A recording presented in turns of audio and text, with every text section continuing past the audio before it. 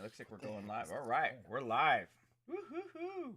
Hey, ladies and gentlemen, boys and girls. All right, I'm actually excited for this new time span for Coffee with the Cops or Coffee with Cop, but now today is Coffee with Cop. So it's actually kind of a cool little thing to do for our retiming this, because I'm actually on my second cup of coffee. Usually it's been juice with the cop because it's been so late in the afternoon for me. So juice, apple juice, Grandpa. No, yes, Gotta get your fiber in. I gotta make myself regular. Just Flexeril or whatever. So just so you guys, Metamucil. Oh, you guys, that's how we're gonna start. Okay. Hey. All right, Gotta make an entrance. We're starting up. I know. Hey, it's payback for the way I come into your guys' chat on Tuesdays. You're fired. So everybody, what I was planning to doing today, and I know Josh and Bill don't. They're not even preview to this because we don't script this.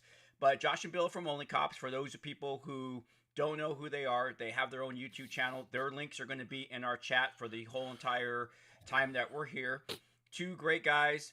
They have left law enforcement, but they are using those experiences to not only they do kind of a similar thing on Tuesdays where they play games and they give you perspective from law enforcement, but they actually have moved away from some of the tactical games and giving their viewers some other stuff. Like right now they're playing Helldivers 2, which we had a hell of a time playing the other day.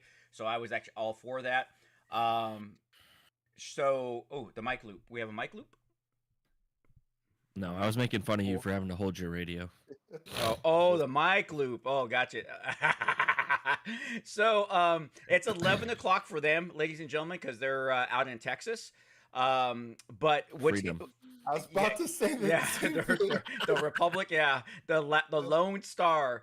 But so what Josh and Bill have been very critical about, because it was one of the reasons why they left law enforcement, and that's why they make so much fun of admin. Because I actually keep it up here. Oh, look, he's wearing his shirt. I wear my shirt, guys. Nice. Where's my admin Love hat? this guy. Look at this. All right. So I got my admin hat. See, I keep. In fact, I probably should just You should just leave it on. You know what? Here we go. He's committed. There we go. It looked better before, honestly. It looked more regular. We're set now for this, and then I got my Only Cops T-shirt. I'm sporting their swag. And in all seriousness, guys, they have their own Discord channel, and not Discord. Well, they have Discord, but they have a Patreon. And if you join their Patreon, they send you cool stuff like the T-shirt. They got some other stuff going on, some cool swag. So if you guys are interested, and when I first met Josh and Bill, it was funny because it took me a long time to wrap my head around Only Cops because I kept saying OnlyFans. It's like every time. Every time. OF. It's Josh and Bill from OnlyFans. I'm gonna bet that there was a huge bump in OnlyFans subscriptions, right? Strictly based off of lives where Chris participated, and they were like, "What's that? What's that?" Thanks, Brett. Yeah, They Googled it. They're like, OnlyFans. Weird, right? So is that like different size blades or what? Yeah, exactly. So what I love about Josh and Bill is this: they were two street cops. And actually, I'm going to go a little bit deeper into that. Is their system on how you become a police officer is far different than California. Their education is the first thing that I want to yell out or not scream out, but give a shout out, because in California today, all you need to be is 21 years of age, have a high school diploma or GED, and a pulse. And it's getting so bad in California that we're even accepting people who have done drugs. And before it was like, okay, marijuana, at least a couple of years. Now we are allowed to hire people who have done meth and cocaine. Are you serious? Yes. How do they testify? Exactly. But Post has given us that if it's been 2 years, you can look at an applicant who has used those two drugs. In 2 years? Yes. So, hey, you know what? Let's just start. We can just start there. So, hey, what I want to do, guys, today is Oh, and I want to go back to this part because I really want to jump on some admin stuff too. So Josh and Bill obviously have made fun of me, since day one because I started when we met. I was a lieutenant, so I was the epitome of the beginning of admin because patrol sergeant or a sergeant is still kind of like one of the guys. They haven't quite crossed the dark side. They can go either way, right? Yeah, exactly. They could be admin or they could be like a cop sergeant. So if you guys want to, if we really want to talk about how the comparison would be, a sergeant's kind of like Luke Skywalker. He could have gone to the dark side, but he fought and he stayed a Jedi Knight. I became a Sith Lord. A Sith Lord. And decided that I was going to be a bad guy, and I became an admin. So then I became the epitome of the admin by becoming a chief of police. And but what I want to do is actually we'll talk about the drug thing in just a bit, but what I'm going to do is I'm actually going to ask questions of Josh and Bill about a lot of the mistakes that administrators make, and what is their perception of why they think administrators make mistakes. Because in the short end, even though policing is kind of a little bit different from state to state, there are still some common stuff where things happen, and it's kind of funny because I love Josh and Bill's skits on admin. It's like the funniest shit when Josh is wearing the admin hat and okay, you pieces of shit, we're going to break your morale down every more, which is so true. So, hey, but any one of you, so what do you guys think about California allowing new police officers to have a drug background of using meth and cocaine? I think that's insane, especially with it only being within 2 years. How do you arrest someone for possession or, God forbid, distribution, and then that case goes to court, and the defense attorney says, well, officer so-and-so, it shows 3 years ago, or 4 years ago, before you were a police officer, you had well, is it if they admit to it or if they have a charge? If they admit to it. So during their background process. So they wouldn't be charged? No. They can't have a criminal record? No criminal. I mean, they can have a misdemeanor conviction, but but no. Yeah, I guess obviously that's a little different. Yeah. But I still don't feel like that's... I feel like we're getting so far away from the integrity portion of law enforcement just because no one wants to be a cop. Right. So they're lowering integrity standards to take whoever, and we're going to see that end up being probably really bad in the next 5 to 10 years for policing as a whole. Yeah. So there's a couple of issues. When we were there, the biggest issue that they had oftentimes was secondary employment, right? Mm-hmm. Was one of the big things that they would hammer on. And you could do part-times, but even that had some had to be through the department though. Yeah, for us it had to be through the department, and for us you couldn't be out of agency. They wouldn't let you go do... You couldn't go moonlight at a bar as security. They did not allow that. And you also couldn't do that in the city we worked in. Yeah. Okay. The reason being for that, and there's an integrity portion of this, your credit score couldn't be bad. Right. To stay and become a police officer, because you're opening yourself up for the possibility that you're going to utilize poor judgment because of the circumstances of your life. Or the debt. Same thing with debt. Yep. If you had a ton of debt, they weren't going to hire you. And that's how it was when I started. I remember your credit had to be perfect. People with bankruptcies were disqualified.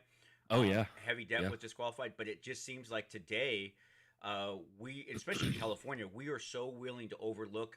And and Bill, I think you said it best. It's the integrity, because I think it's gonna. I actually feel the same way. It's gonna rear its ugly head in about 5 years when these people are on the streets, and if they couldn't make good, sound integrity judgments for their own personal life, how are they going to do that in the general public? But also, in 5 years, you're going to have so many more cops retiring, because we know so many guys that were in that 12 to 15th spot when we left. They're like, bro, I'm making it to my 20 and I'm getting out. Yeah. Mm-hmm. So all you're going to have is less. I won't say less trained. I'm sure the training is still fine, but you're going to have less than ideal candidates filling those positions, and then those are going to be your senior officers moving forward, which is scary. Yeah. Yeah. Well, and there's already precedents before all this was a thing. You already had precedents. I'm trying to remember where that person was that they. It was like a group of officers that was in narcotics. Like we run the city. Memphis. What was that? Memphis. You Oh, already had Baltimore. Memphis, Baltimore. Baltimore's the one they made the documentary out of, but Memphis also had gang initiations with their officers. So pre no integrity checks, you already had instances where misconduct was leading to unlawful arrests.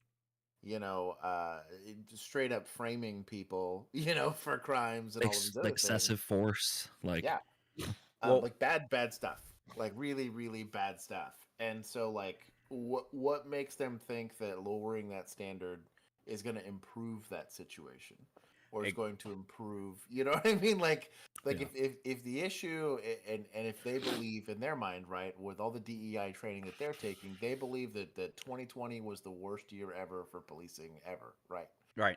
That was as bad as it could have possibly gotten.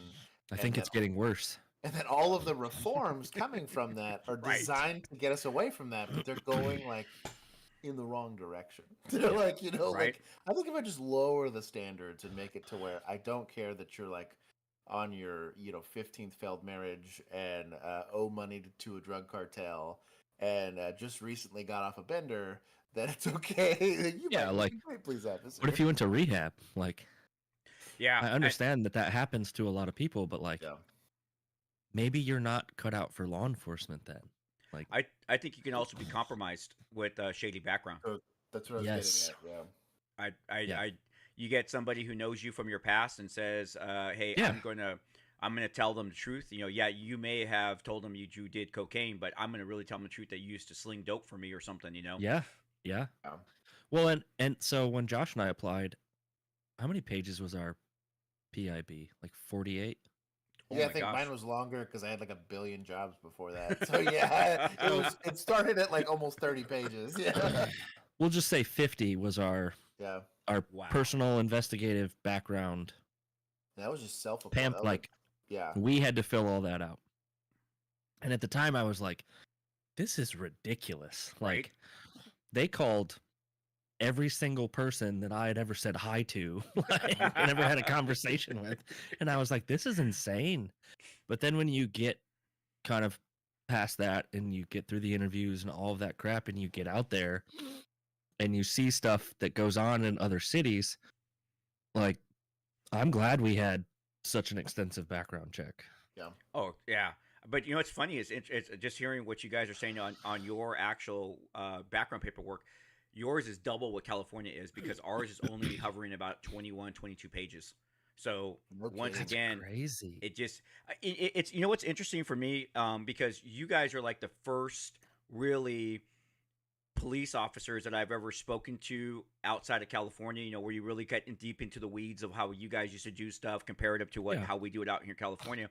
And what's interesting to see is that California truly thinks it's on the cusp of policing, police reform, and all this stuff, and it just seems like we're not. I mean, not seems like we're not. We are not. We're not.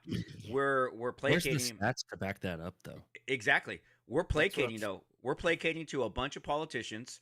We're placating to the woke community, and we're implementing all of these, policies and procedures. Like I don't know if you guys know. I don't know if you had it in Texas, but we have this thing called RIPA in California. What is it?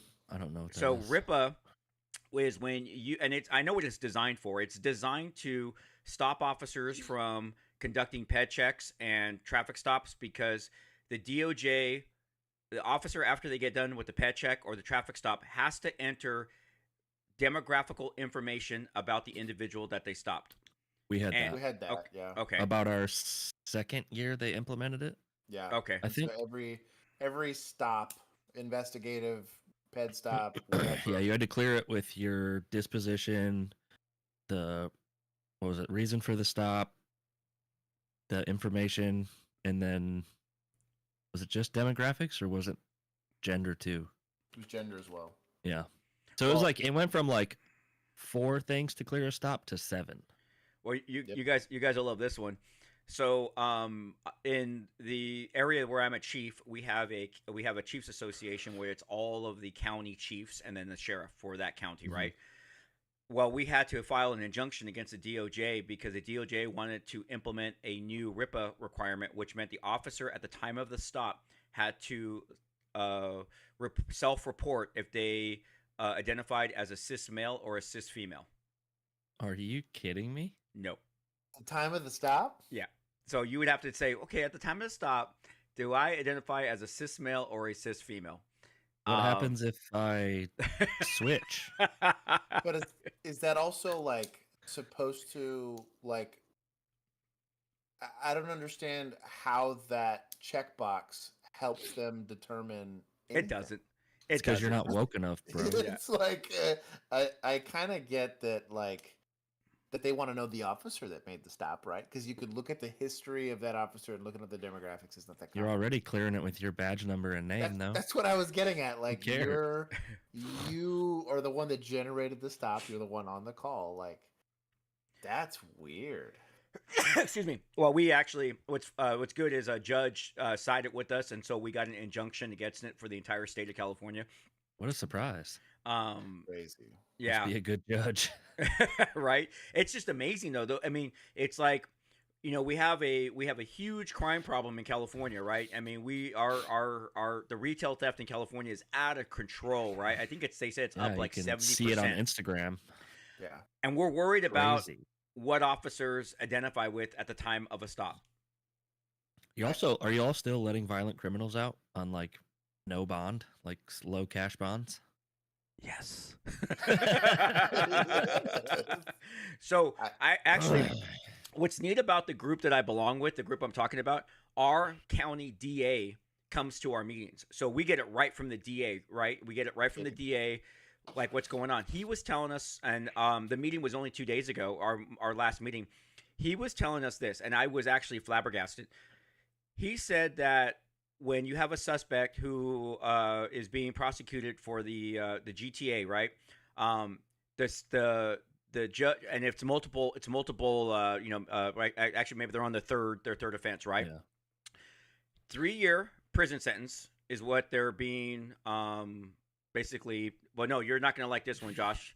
3-year sentence is being imposed. However, they're spending that prison sentence in the local county jail, and the max they're doing is 9 days of a 3-year prison sentence. And apparently, this is him telling us a story that these suspects will look over to the DA and said, I don't even know why you're doing what you're doing. And in court saying you're fucking wasting your time. Before you even get this case filed in your filing cabinet, I will be stealing cars again. Right in court, right in front of the judge, in front of the DA, literally making comments like that. Who's making that decision? It's the state law that it's the judge is imposing the max, but it's the state saying since it's a non-violent felony, you got to blah blah blah. So it's all this. So is it Newsom? It's Prop 47 and our AB 109. Those two initiatives. That's why we're actually working on a new Prop 47. I should say re-edit. We're actually sending it to the voters. We've been raising money, and we're going to be talking about it a lot more. We're getting a lot of the retail companies or the retailers in the state of California. As a matter of fact, this person was even telling us that he just had a meeting with the big box companies, Walmart, Target, Lowe's, Home Depot. They told him that if we do not if this current bill does not pass by the voters in the state of California, they're leaving California. So he says, he wouldn't give us the companies that said that, but he said, can you guys imagine a company or the state of California with like no Lowe's, no Home Depot? He's all, because that's where they're at. Oakland, you guys have In-N-Out in Texas, right? Yep. Okay, so it's finally made it out that far, right? It's always been a big joke, Yeah. So In-N-Out in Oakland, California closed. It's the first In-N-Out to ever close. Because of crime? Crime. Starbucks in Oakland are closing. Why? And it's they love the wokeness. Yeah, exactly. They should just hand over the money. They should be like, oh, that's I'm so wild. sorry. Here you go. I can't imagine too, like, especially something like In-N-Out where it's like really cheap, affordable, and for fast food, relatively healthy food, right? But also, it's always busy, so there's a lot of cash on hand. Oh man. They said yeah. It just if you Google it, In and Out Oakland, you'll see. Oakland. But there's also Oh. we're seeing those effects. But this is like what I'm talking about. Is like there's so many other problems going on in California. We're worried about all this other stuff. Like, so let me throw this one out at you and see what you guys think about this. I know because I know it doesn't exist in Texas. California passed, or Governor Newsom signed into law that you no longer have to be a U.S. citizen to be a police officer. Is that a joke? No, That's it's not a joke. wild. So, like, there's like a 3, maybe a 4-tier issue with this, right? And that's why Yeah, I wanted to throw it out at you. I want to see what you guys think. So let's say this happens in Texas, right? So Texas being one, first of all, right? We're a constitutional carry state, which is very different than California, right? The one big issue with this is that police officers play by very different rules than the general public in non-constitutional carry states, and even in constitutional carry states, there's still things afforded to police officers that aren't to the average Joe. Carrying a firearm into a bar or a sports arena or whatever. Yeah. And reciprocity agreements, let's say you still decide to get a CHL in Texas or like a license to carry. I can't go to California and carry a gun. They're going to laugh at me the second I show up and I go straight to jail for, unlawful possession of a firearm, right? Right.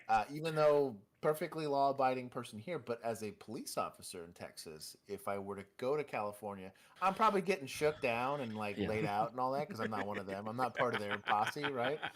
But at the very least, I'm not going to prison, right? Right. So if I'm going to generally, with the biggest population in America, right, subject that entire state to both their licensing policy, which is very hard to get, and the reasoning and rationale in the court cases are very complicated for that.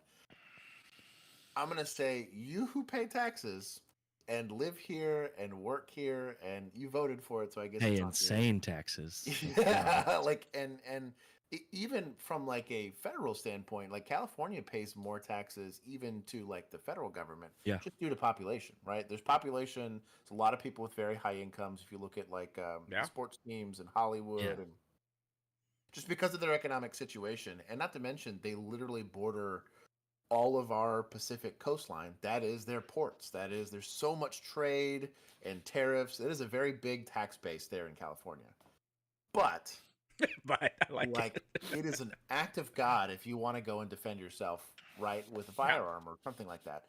The unique aspect of being a law enforcement officer is that you are the violent response to violent crime. And the fact that you pay to be there, you're the ones that make the roads happen, you're the ones that make all this stuff happen. You can't protect yourself, but I'll allow a person that technically can't even get a driver's license. Yeah. Legally within the state, unless they do some nonsense, to not only carry a firearm, but carry a firearm with like security clearance. Because then you got to look at like the TLET side of that. They're going to be able to run background checks on people. They're going to be. Then you're basically enforcing the law on citizens of a country that you're not a citizen of. Yeah, that's like. So how does that? Yeah, so that's the first tier of the issue, right? The secondary tier is when I'm born here, right? Or that at least even if I just immigrate here, you're slapped with a social security number, right?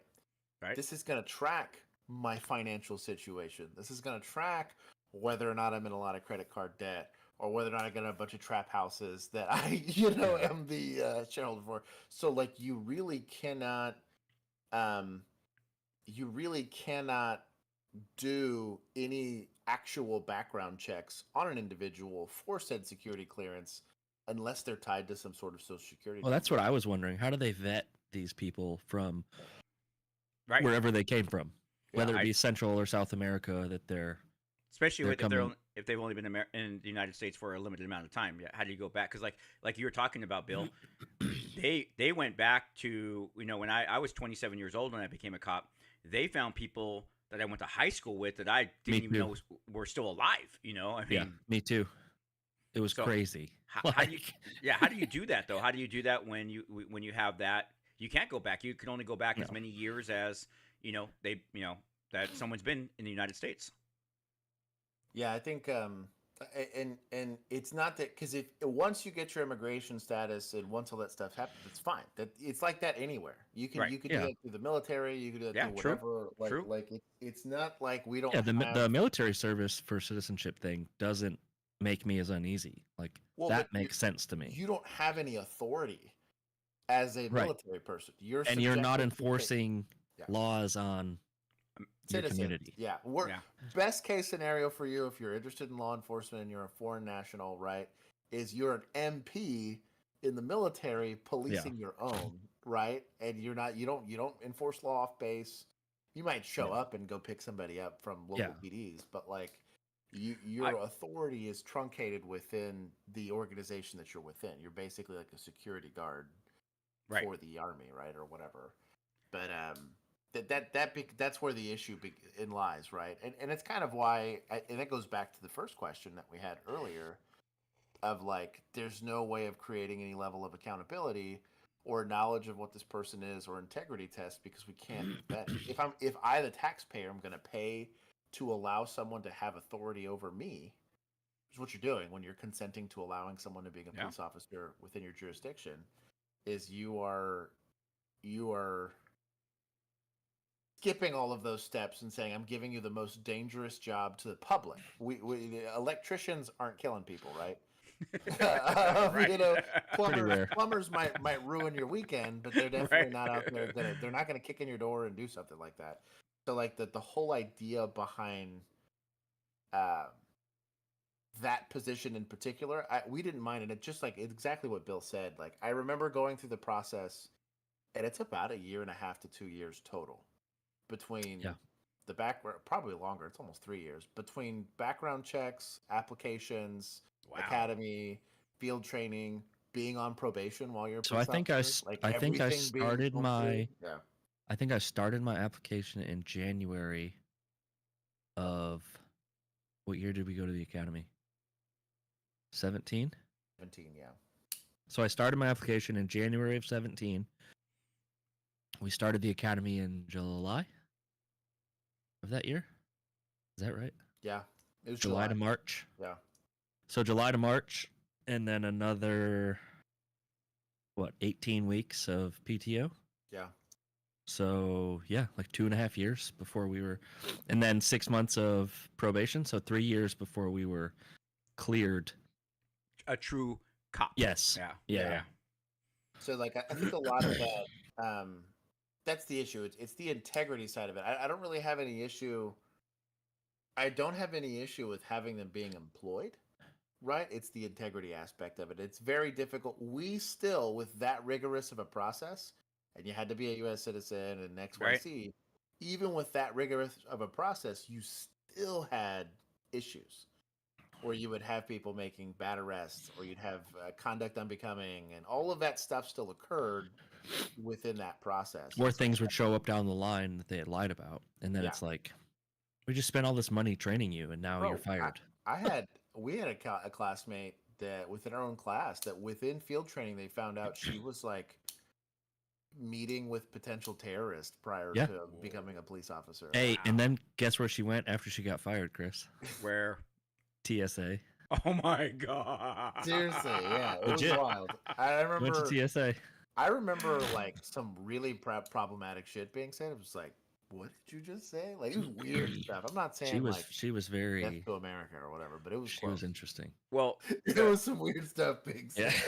Yeah. In my academy class, there's know of 4 guys that are sitting in prison for trafficking of narcotics, and one is actually tied to the Tupac murders.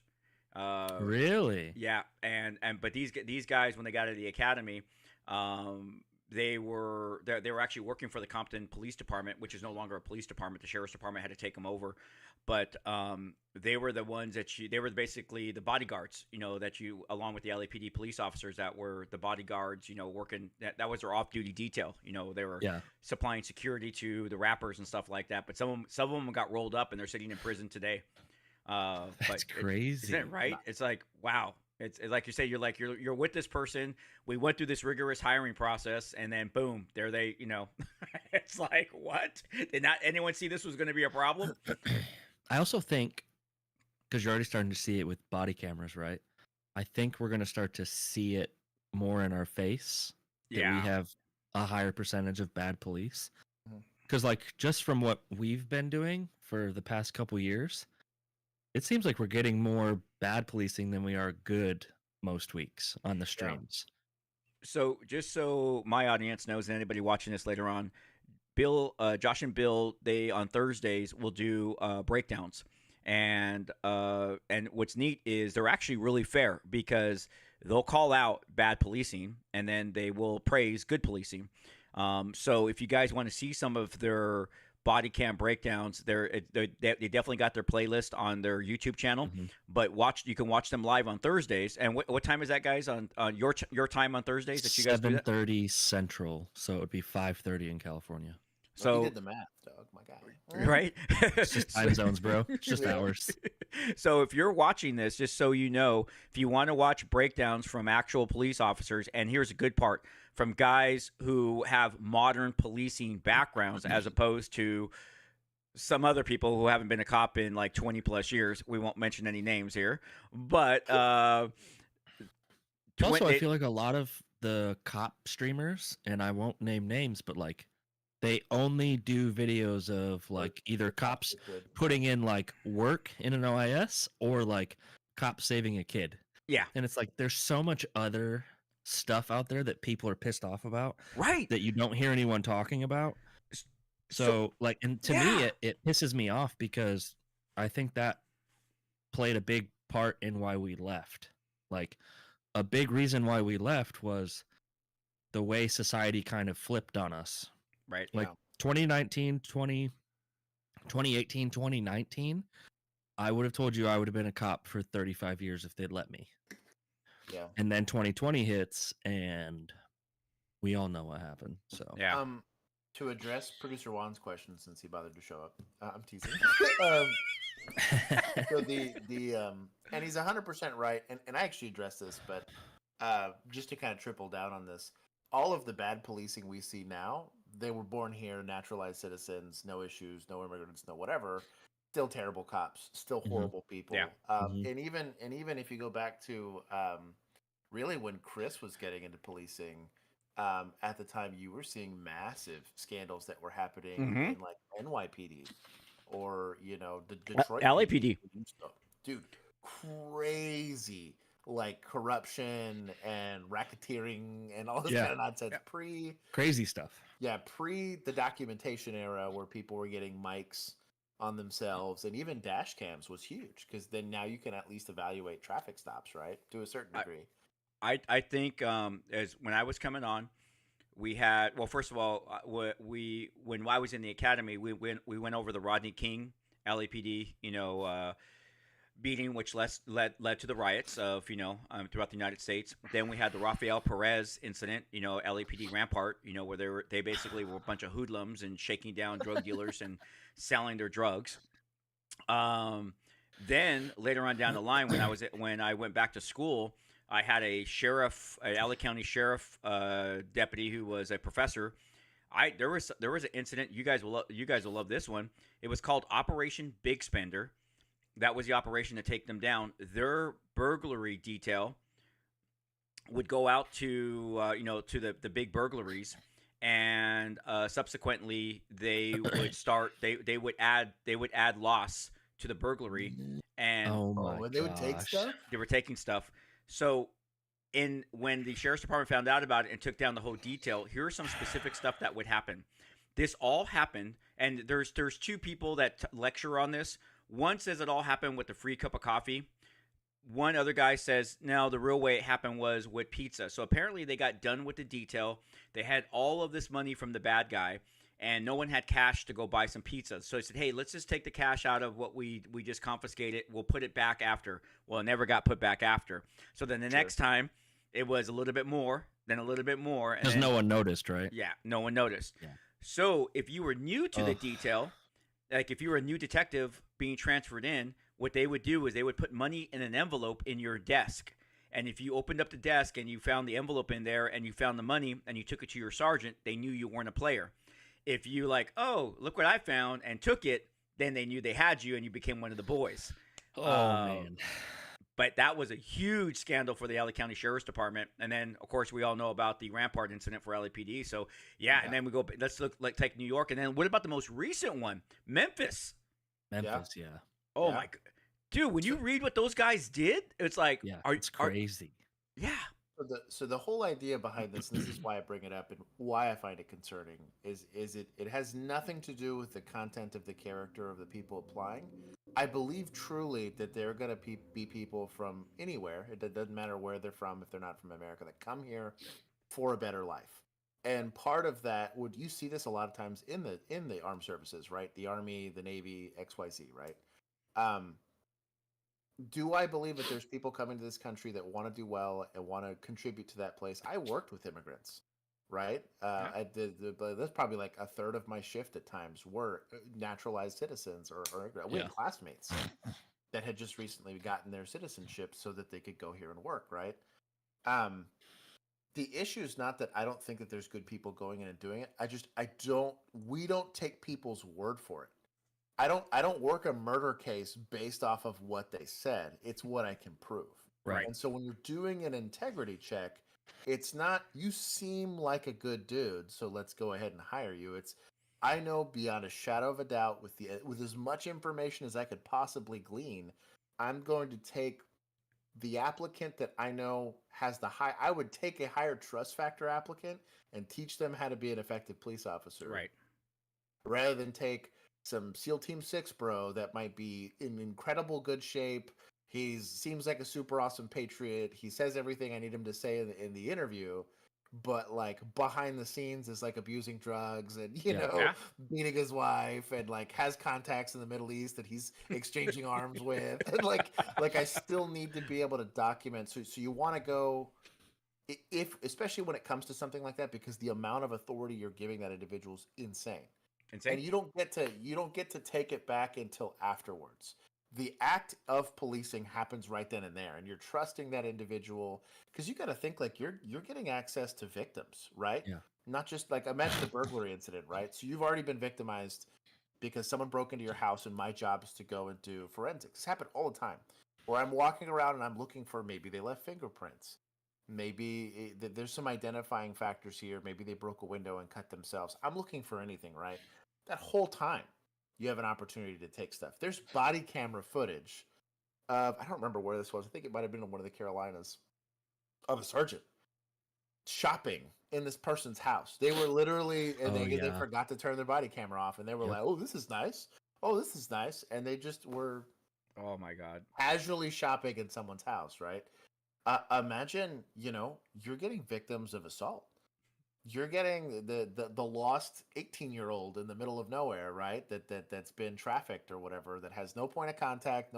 You're giving them access to people that are high, people that are mentally ill, people that are passed out, or you're getting so many opportunities for misconduct to happen. How much vetting do I want to do that to that person before I let that person enter my house? Or trust them with saving my life if I'm incapacitated, or my wife's life, or whatever it is. Like the idea is we should be reaching for the highest threshold of accountability, and that requires documentation. And if you don't have the documentation, I'm sorry, like you can't be James Bond. You can't be whatever. They kick you for more than that. Now they should have the same thing for politicians. It doesn't happen. That we're going the politician route. You know what I mean? A politician, fortunately for me, though he can tax me to death, he's unlikely to run into me on the street and not like the way I looked at him and decide to go shake me down and throw me on the ground, right? Right. Like the police officer, as a member of the government, has the highest likelihood of ruining your day in an instant rather than ruining your life over decades. Right, that's how the government does it. It's in a tiered system, and so like it's not the I don't even like the citizenship standard per se, because even that's getting eroded on. Yeah, I could have totally done heroin 2 months ago, and I'm fine as long as I've been clean, right, or whatever. Like it seems unfair to sit there and say, well, I made mistakes when I was 15. Doesn't matter. It's an accountability thing, and again, even with those accountability things, people are going to slip through the cracks. The issue's really going to be that, like, I I would rather if out of my pool of applicants that's where I'm picking from, or that I have all of these hard stops on failures of this is why any amount of meth use you were gone. I agree. It's so crazy. Any amount of you know what I mean misconduct, even if it's a false allegation, says what you're doing about the people that you're spending time around. Right? Like, let's imagine you're in college, and this sucks because you're totally ruining people's lives with just allegations. If I'm looking at two applicants and I have a false allegation and Bill's just smarter with the friends that he has growing up, I'm still going to prefer Bill only based on the idea that he clearly makes better life decisions when it comes to significant others. Right? Right. So like it seems incredibly unfair, but if my life decisions start to erode and affect my professional life as a police officer, it becomes a problem. That's how you end up with all these fucking issues that we end up having. And it's like the bigger issue is people want police reform, but they want to take money away from policing to do it. In what other profession in any world do you take money away from it and it gets better? None. If you raise salaries, if you increase training, if you increased manpower, if you made it a position that was worthy of putting in the work to do, you would have better applicants. But they've bowed down to this notion that police have too much money and power, and we're going to take that away, and we'll have better policing. Do we live in a fairy tale? Like, that just doesn't make any sense. No, I totally agree with you on that one, Bill. That's yeah. So here's Josh. You brought up I was remembering a story. So I think we all three could agree is that one thing that any good police officer can't stand is anyone that brings shame to our badge, right? Brings shame to our profession. Because it's trust. The public is trusting us to do the right thing. And it kind of goes back to this is what I wasn't going to talk about, but it kind of goes back to that whole, when we ask applicants, what's integrity? Oh, it's doing the right thing when no one's looking, right? I fucking hate that. I'm so over that answer. Yeah, I'm so over that fucking answer. It's like, okay, yeah, a monkey could freaking say that now, right? It's like, it's not flinging poop when no one's. It'll type it on an iPhone. It's like, oh, it's like so. But I still remember this story, and this goes back to why it's so important for us to find people who have integrity and character. I remember my partner and I got called to a burglary alarm at 2:00 in the morning at a residence. And everything from the outside looked fine. So we knock on the door to make sure the residents are okay. Actually, I take that back. It probably was a robbery alarm. But anyways, I can't remember because it was just so long ago. But the family comes out, and it's an Asian family, and nobody speaks English. And this is like, obviously pre-cell phone day, so it's not like we can use Google Translate or anything like that, right? Sure. Yeah. So we're pointing at their pad, letting them know that, hey, your alarm pad went on. And then we're showing them our badge. So in fact, it had to be a robbery because our policy is that we did not take your word for it that it was okay. We were gonna check. We checked your business or your residence. So a bunch of us went in there and we checked everything out, and it checked okay. But I go back to this: is that to this day I still don't even know if they knew why we were there. But the sheer fact that we were in uniform and they saw that badge, they trusted us to do the right thing. And that's exactly what we're talking about, is that people got to know that these people that trust, it's the trust right there that we could trust them. But then we get all the other problems where we get all these like you guys, the body cam breakdowns that you guys do. That's what hurts it. And then people don't trust us. That's why now the big thing is, well, if you didn't write it down, it didn't happen. All this stupid shit. And where before our word was gospel. And when I started, my word was gospel. I could go to court and no one doubted. Now today, it's like, yeah. You're almost suspected of lying when you open your mouth at this point. Yeah. But also, like what we've seen, and it really bothers me when we do the streams, is you're seeing, and I won't say it's just more veteran police officers, but you're seeing them respond back to the way that they've been responded to. So you're seeing a lot more petty comments. You're seeing a lot more rudeness. That's only taking us in the complete opposite direction of where we need to go. So I think, and I guess I chewed on this while you were talking. I was like, how would I answer that question? What's integrity? And I think it would be like doing the right thing even if it hurts you. We watched a cop. He got pulled over for DWI. Yeah. As a rookie that pulled him over, and he knew this rookie, and it was within his own jurisdiction, and he made the rookie do SFSTs. Yeah. Wow. The rookie, you could tell the rookie wanted nothing to do with the call, and he was like, "Get DWI here. If you don't want to do it, get someone to do it. I'm drunk, like I'm driving, like." It literally, he did it even though it hurt him. Or even like, if you look at that, like, Wow. let's say you're getting yelled at, it was, I like almost got teary eyed. I was like, dog, like you fucked up for DWI, but like, that's the whole, I was watching, what is this, Shogun today or last night with the wife, and not to spoil any of that movie, but there's an aspect, this guy's like a real asshole. This samurai guy's, he hates his wife. He's really bigoted. He hates foreigners. But he was in this foreign guy's house. And this is a dangerous dude. Like, this is like a guy that can fight 20 people by himself and, like, actually win back in the day of just arrows and swords. He's a bad dude. But he was disrespectful in this guy's house. And while he was trying to leave, he gets confronted. He disarms himself and kneels in front of this foreigner that he hates and he's bigoted to or whatever. And he said, "I'm sorry. I was disrespectful to your house." And he submit to that guy.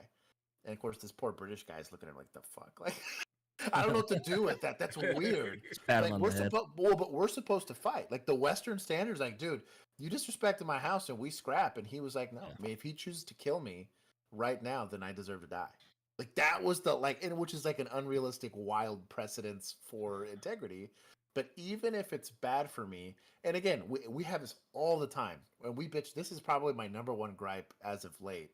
Or the lecture comes out from a cop, or that they get into this weird shouting match with the suspect. And I'm like, dude, they're going to jail. Yeah.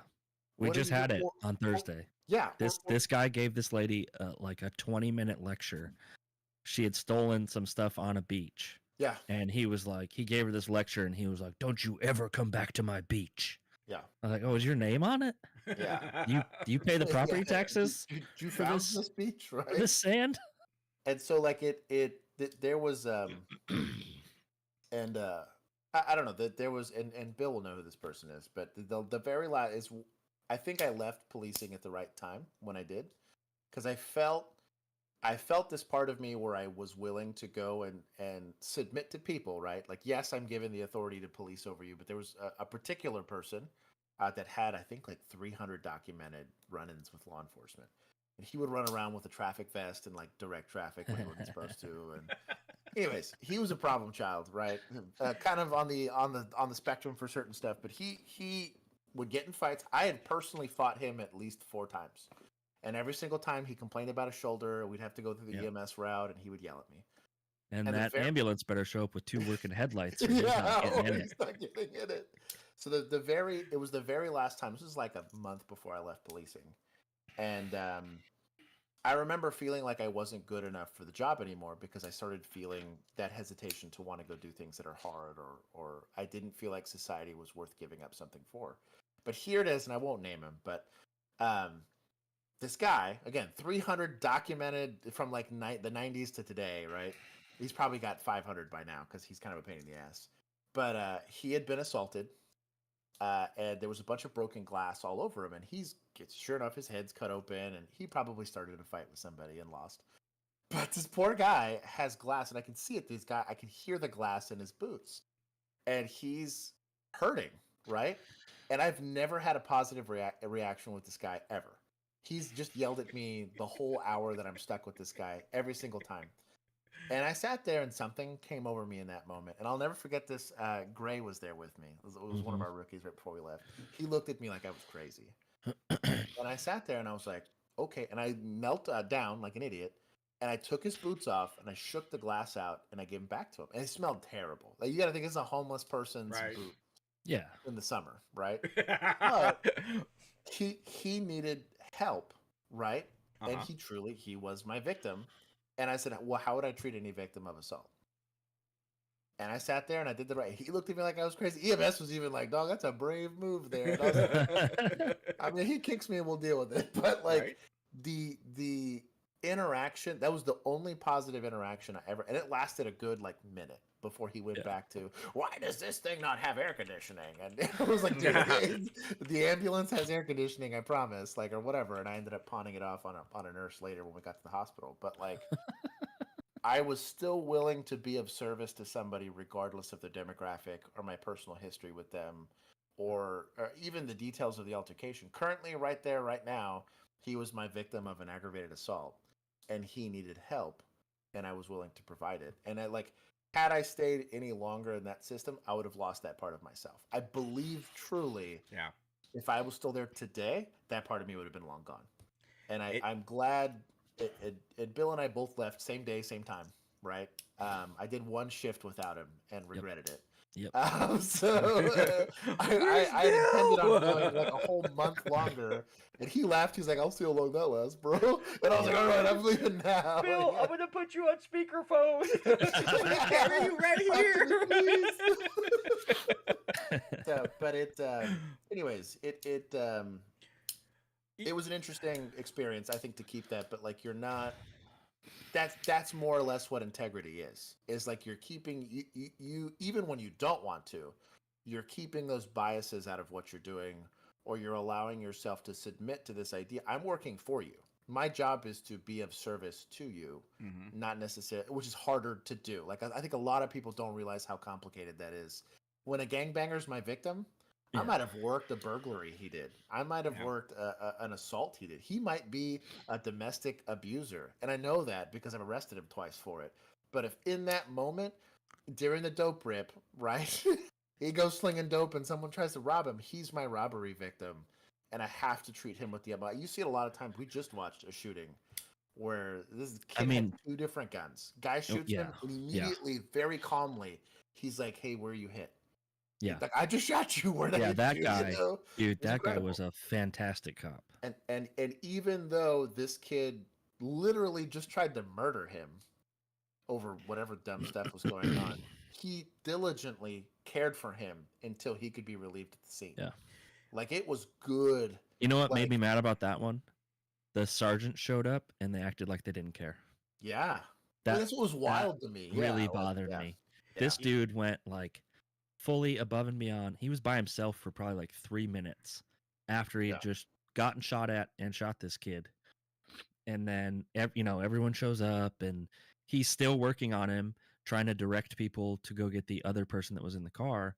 2 sergeants show up and he's like trying to give them his oral report. They're supposed to do like a first. Oh yeah, the what do you call it? Yeah, I know what you're talking about. We had the same thing. He said it. I don't remember exactly what he said.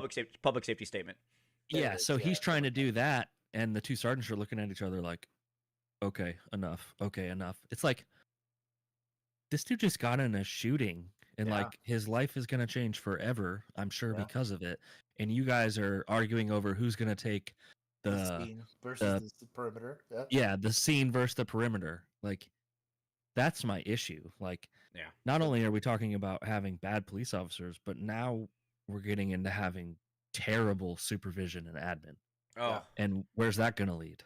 Yeah, obviously, me being at the top of the ladder, as a lieutenant, I could tell you right now, I was disgusted with my fellow lieutenants. I was disgusted with my captains. I became very. I feel like you're stuck in a hard spot as a lieutenant too, because it's like you have your guys under you. Right. And then you have like this like wood chipper at the top that wants nothing to do with you. I got into many battles, but my thing is someone remind me to talk about the whole leadership thing, because it's a question that comes up when you're testing for cheap, because I want to go actually back to what you guys were saying, because I don't want to leave that topic. What's interesting, Josh, is when you just said that you did not want to lose that part of yourself. That's one of the things that, as you guys know, my daughter is a police officer. She's on year 4, and I never pictured her being a police officer because her heart is so big, right? It's just a big heart, and she cares about people, and she was a great EMT. And I wish she would have followed her mom's steps by going to nursing school and becoming a nurse, right? And when I'm fearful and I tell people say, well, what do you think about your daughter being a cop? It's like, yes, I'm scared for her as far as her safety. But what I'm really scared for is her losing the humanity that she has, you know, that she's going to lose that over time, and it'll be gone, and she'll be a broken person at the, you know, in life, as opposed to, because once you lose that, you know, you guys do video breakdowns of people who lost their humanity, you know. Like you're talking about this kid who shot someone. I'll have this. I actually have them saved as links, because when I teach my criminal justice class, I have several incidents like that. In fact, one's called Kettleman. I think it's a city back east. This kid shoots the suspect who just tried to get done with them, and when everyone arrives, he pulls the body out.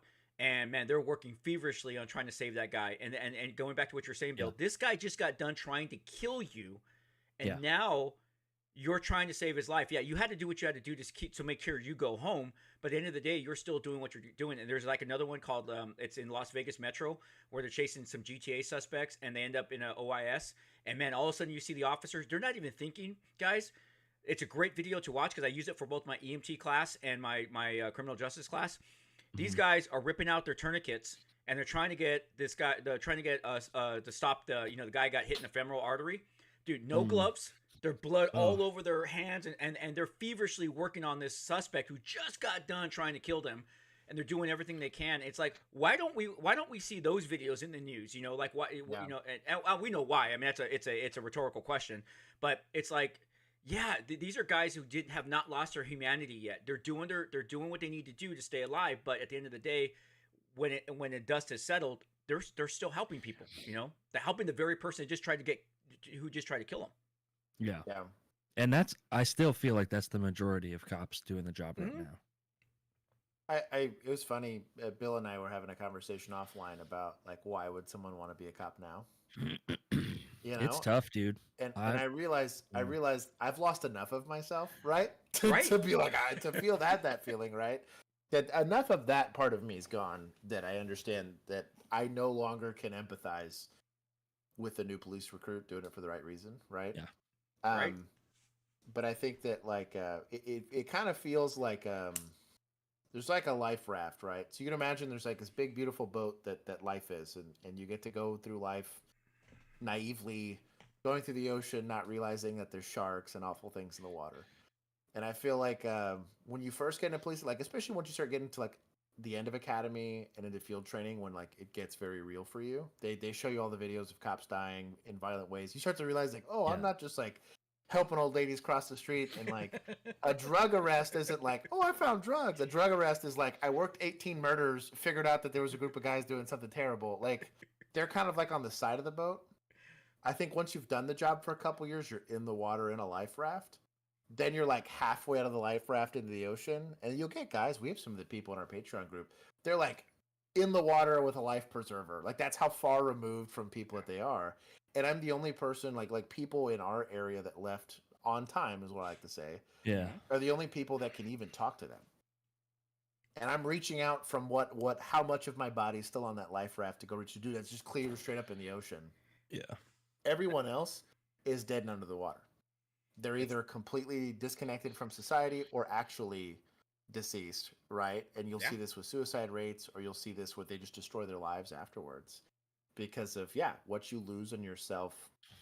I tell people, psychology discussion, but my big thing, what I tell new officers, and like I pound this down my daughter's throat: don't become a police officer. As far as like, it's what you do, it's not who you are. That's great advice, because you can see the people that like never take the badge off, right? Even when they're not wearing a uniform, they're like, I'm a police officer. I'm like, bro, you're just a dude. You have a job. You work 40 hours a week. Like, you're not Batman. You're not a superhero. Like, you're like, it's literally, yes, you have a noble career. I get it. Okay. But like, whether you work 8s or 10s or 12s, when it's done, it's done. And then yes, if something happens, you probably should be the person to take care of it, because you can. But like, you don't need to go out looking for it. You don't need to like wave your little police power around. Like, it's not even an identity thing. It's like they make that their whole, like, that's the only interesting thing about them. They're a police officer. I agree That's with a you, Bill. job. You said it perfectly, Bill. Is that it is their identity? It is. Yeah. It is. So when I first started this channel, there were so many people that were mesmerized that I was still active. I mean, they thought, "Hey, you're retired, right?" I'm like, "No, man, I'm still doing the job." Well, kind of. I was a lieutenant. Okay, You were about to get the business from me there. So, hey, here you go before you guys start. I still put on a uniform. Yeah, I just take my shoes off in my bed. I may not have to wear a vest, and the worst thing that's going to happen to me is a paper cut. But Oh, wow. You got the sound boxer for it. fired again. But you know what's so funny is I think one of the things that helped me to stay grounded was my wife. Because Yeah. my wife, and Bill, you were saying it perfectly. I wasn't a superhero. I wasn't Batman. When I came home, I was husband Chris, father Chris. Yeah.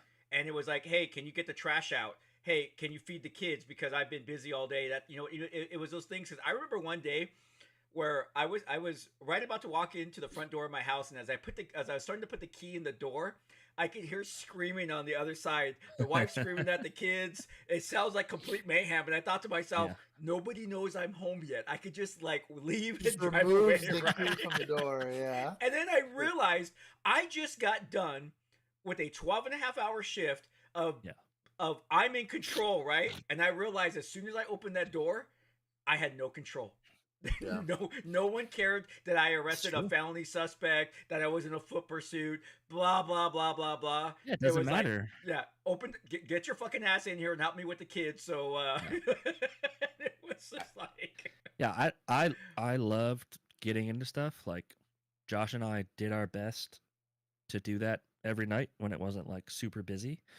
But I don't need to go brag about it a week later. Like I'm not gonna like if my wife asked, we would talk about whatever I did, but most of the time she didn't want to know what I was doing. Yeah. Because she's an ER nurse and she's like, she knows. I don't need to. I don't need to know what part you played in this. Was it the left or was it the right? Left or right? There we go. I think part of that too is also like there's like to be safe at the job. Like I was definitely like a different person. Like I remember. I had a good friend of mine. I actually just recently went to his wedding, and he met me. He was a college student in the college that was there, and he decided to do a ride along. So he met me as a police officer, right? Mm-hmm. And he did 2 ride-alongs. Then we became friends afterwards. And the very first ride-along, he got to sit with me for like an hour before I had to go. I did a few traffic stops, but didn't really see anything in a traffic stop. So after about an hour of being on shift, I get dispatched to a domestic. And I work in a not great part of town, right? Yep. And so he just has been talking to me. We're both college educated people, and they get the internet version of me, right? And this was a very he described it to me. This was like a year ago, and he goes, he's a little drunk, and he's recanting this story to his friends. He's like, I had just got done talking about like movies and like a book I had recently read, and Josh is this like funny, articulate, kind of nerdy guy, and he gets out of this. Facts. And the second like we realize what we were dealing with here, this is I call them ignorant domestics, where somebody's going to get stabbed over a steak or something. Yep. Motherfucker, if you don't sit the fuck down, and they're like, whoa, it's just like, you're like, who are you? Yeah. And like you become a different person for that space, right? Because that's the only way you can really do that job safely, right? And people are getting put on the ground, and people are getting moved and separated, and I'm telling people to shut up. I was like, don't talk to me, just shut up. I'm doing an investigation. And once the scene's safe or whatever, we do our investigation, and I arrest the guy, and I sit down. I'm like, hey, can you go hand me my snack? And we're right back to just having a casual conversation. And he's like, dude, you were just in like a whole ass confrontation for like 30 minutes. Like he's sitting like a fly on the wall watching like this is a juicy MTV show. I just showed my age, but he was shocked that you go back and forth between those. I was like, well, that's not me. That's me doing a job, right? Right.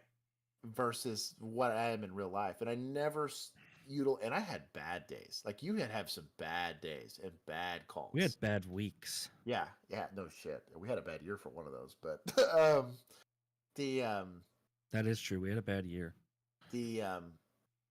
That was never. I had a bad shift. I don't really want to do XYZ. That never left my mouth. And even now, like I'll have a touch of the PTSD at times, but it might make me be a little bit more reclusive.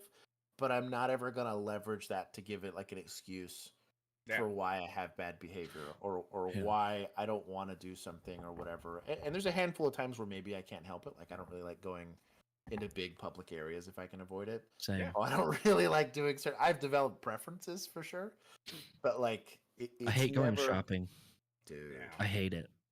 Yeah, I really do, because it's just like, I don't know what the deal is with me in that, but like when I get in the store and just like, and I think some of it is just like how oblivious everyone seems to be now. Oh, yeah. And that's not even a policing thing. It's just it's like everyone has this TikTok brain where they can only do something for 30 seconds and they're the star of their own little show. And it's just like, I don't even enjoy being in public anymore. Like people are just it's crazy. So that's what I mean is like we actually had a really good conversation with this with our Patreon group that I will see the world through the eyes of a police officer for the rest of my life. I can't undo that part of me, right? Mm-hmm. That's training, that's experience, that's I call it PTSD, call it whatever you want. I'll never be able to see the world through another lens. I might be able to add a lens to that, but it is now going through the police filter before it goes. I had a guy 100%. fall in front of my car at Kroger last night. I was going to go get some groceries after meeting up with somebody, and this guy falls right in front of my car. And this is like 11 o'clock at night. And my wife's immediately like, "Oh, is he okay?" And they're like, "Yep, I've watched this story before. Hold on, like you're gonna fall right in front of my car in this parking lot." I was like, "Oh." And after about 2 seconds, I was like, "Okay, he's by himself. There's a car like a few stalls down from me." And the poor guy was really struggling to get up. I was like, "You good?" And he managed to get up or whatever. I never approached him though. And she was like, "Oh, I'm glad you eventually figured out he's." I was like, "I watched him fall." I was like, "Don't get it twisted." Yeah. I watched him check out. I watched him follow us kind of, and then eat it over this curb. I was like, I knew he fell, but I've worked that robbery before. Yeah. He was like, "You're still on that bullshit, aren't you?" I was like, "I'm always on that bullshit. Forever." But also, like said, it's only gotten worse. Yeah. But I don't identify. Like I haven't worn a single. My badge has sat. I think it's probably got dust on it now. But I have like a little I have like a little cabinet, and I put my badge, my nameplate. I don't know what else I put there, but I put like they haven't moved. My last day as a police officer, I came in my front door, I took that stuff off, I put it in there, and I haven't picked it up since. Wow. And it's like which is a heavy moment, I think, but like I have felt fortunate to be able to let that go and not allow that. Again, I got to save myself. I'm still in the life raft. I'm not in the ocean. And I think a lot of people either stay too long or they hold on to it for too long or they never let it go. I think you put it you know what, your analogy, I think it's the like perfect, because I'm gonna steal it from you and use it, because I think like when I started, what we were told was you had to do a 30-year career because that's the max that you could get in your retirement, right? You get 30 years. You know, our retirement system in California, the PERS, we had 3% at 50, max 30 years, right? Anything over 30 years, you're now working for them, right? Type of thing, right? Yeah. So 30 years, that's pounded, right? As I started to go through the process, or as my career started to unfold, I learned that it's a small percentage of officers that actually make it to the 30-year mark. A very small percentage. Astronomically small. Yeah. I bet it's like less than 1%. You know what? It probably is. But here's the thing: is that you said it best. Is that you probably should leave when you're about to fall out of the life raft. You know, and it's obviously going to be different for everybody. But when you feel like you can no longer, you know, be a human being, and you're right about to lose that, because like you said, Josh, you don't want to lose that. You don't want to lose that little bit of what's left in you, because then you are going to become that bitter person that we have seen, right? Or that the Karen, that it's that person. That's actually you just really, like, for me, because I even think about that on the other aspect. I've had friends who've committed suicide on as EMTs, as firefighters, and as police officers, and it's just like they stayed in it too long. They stayed in it too long. Well, and it I don't remember what I had a conversation recently, and that's where I thought of the analogy originally, and it stayed with me. Is I've been depressed before, right? Or I've had I would consider it a worse bout of PTSD. When I first left policing and I got the first job that I had out of it, it felt like treading water 24/7. It was terrible. It was a horrible environment. I remember I was sitting in an office. If you could think of the complete opposite of policing, that's probably what Josh was doing. So I was sitting in and I had a really nice office, and they got me this little nice MacBook, and I'm wearing my tie, and I'm sitting in an office. I had not. It was like 4 months ago. I had responded to like a shooting in progress at a Six Flags, right? And now I'm sitting in an office waiting for someone to call a phone or send me an email. It was weird. Yeah. So I'm sitting in there like a caged pit bull, like just making laps in my office, and it felt like treading water all the time. If you ever go like for a run, and you get to like that threshold where I can continue at the pace I'm at, or I can back off a bit so that my heart rate comes down. Imagine being perpetually in that state. Yeah. And when I had first left and I put myself in a bad environment, I should have known better. But like, I didn't ease myself into civilian life. I didn't realize I was on the raft, right? I thought I was clinging to the side of the boat, and I was like, oh no, I'm way further than I thought it was, right? And again, because I had a third the career. I had less than that. I had like a fifth the career that you did as far as time-wise involved, right? And so my mental idea of that picture was, well, I was in for a couple of years and I got to leave. And it felt like that, just constantly treading water emotionally, right? And it took a while I could do that, right? Because we have coping mechanisms. We've developed coping mechanisms as police officers. You deal with heinous shit all the time, but I never got to not be treading water. I just was constantly, and eventually you get tired, your arms start giving out, now you start taking in water, and eventually I had to leave. I felt bad. I had to talk to my boss, super nice lady. And I told her that I had to leave. I was like, I can't stay at this job. And she's confused because she doesn't understand who I am. And she understood I was a cop. And he did a really good job. So yeah, I also was crushing it. I was making her a lot of money. So I'm sure she was also sad to see me go there. But like, I explained it to her. I was like, this is going to sound weird. She's like, I continuously think about killing myself while I'm here. And she's to me like, what are you talking about? I was like, literally any little thing sets me off. And I used to not be like that. I was like, I would go almost die at work, get to laugh about it with my friends, come home and like watch a movie with my wife and be fine. Yeah. Or at the very least, I was in the life raft. I'd get a splash of water on my face. I'm not struggling for my life to not drown, right? Yeah, we would go do something stupid.